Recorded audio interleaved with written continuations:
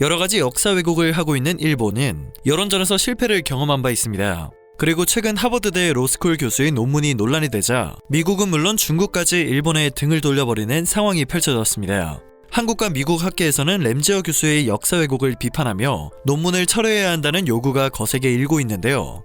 역사를 왜곡하는 일본 세력은 역사 왜곡을 멈출 생각은커녕 오히려 학술 형태로 역사 왜곡을 했었던 전략이 통하기 시작했다며 학술 형태의 왜곡에 올인을 하려는 움직임을 보이고 있습니다. 미국 정부는 일본군 위안부 문제와 관련해 지독한 인권 침해라는 입장을 밝혔습니다. 미 국무부는 일본군 위안부 피해자를 매춘부로 규정한 램지어 교수의 논문의 주장에 대한 국내 한 언론의 서면 질의에 미국이 여러 차례 밝혔듯이 2차 세계대전 당시 일본군에 의한 성적인 목적의 여성 인신매매는 지독한 인권 침해라는 답변을 전달했다고 합니다.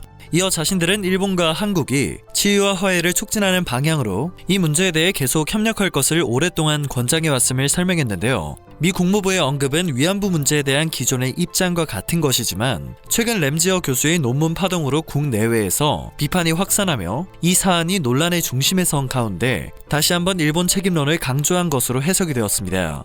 심지어 중국도 나서서 램지어 교수의 논문을 비판했습니다. 중국 외교부 화춘잉 대변인은 정례 브리핑을 통해 램지어 하버드대 교수의 주장에 대한 중국의 입장을 밝혔는데요.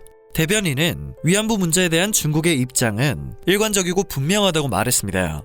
이어 위안부 강제 모집은 2차 세계대전 당시 일본 군국주의가 아시아를 비롯한 여타 국가의 피해자들에게 저지른 반인도적 범죄라고 말하며 위안부 강제 모집은 국제적으로 인정받는 역사적 사실이고 강력한 증거도 있다고 말하며 일본이 역사를 직시하고 깊이 반성할 것, 위안부 문제를 적절하게 다룰 책임 있는 태도를 취할 것을 요청했습니다.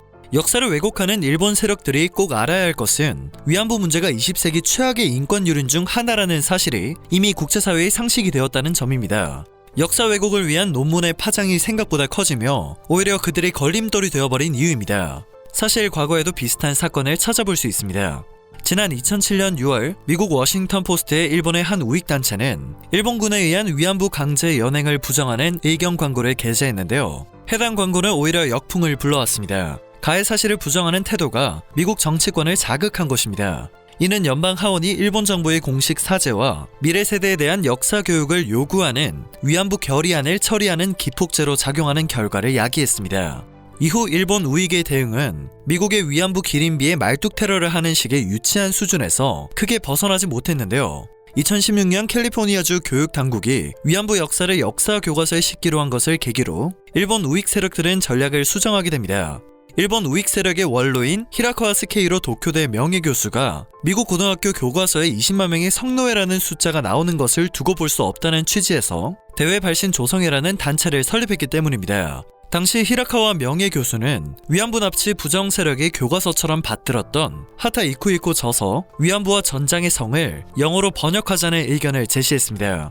학술이라는 형태를 빌려서 위안부 문제에 대한 일본 극우파의 주장을 국제사회에 전파하겠다는 목적이었는데요. 히라카와 교수가 모금운동까지 전개를 한 끝에 하타 이쿠이코 저서는 결국 2018년 미국 대형 출판사인 해밀턴 북스에서 번역돼 출간이 되었습니다. 이로써 위안부에 대한 왜곡된 주장은 학술 자료로 포장돼 동아시아 역사 문제에 관심이 있는 서구 학자들에게 전달이 되기 시작했습니다. 결국 그들의 목표가 어느 정도 달성된 것입니다.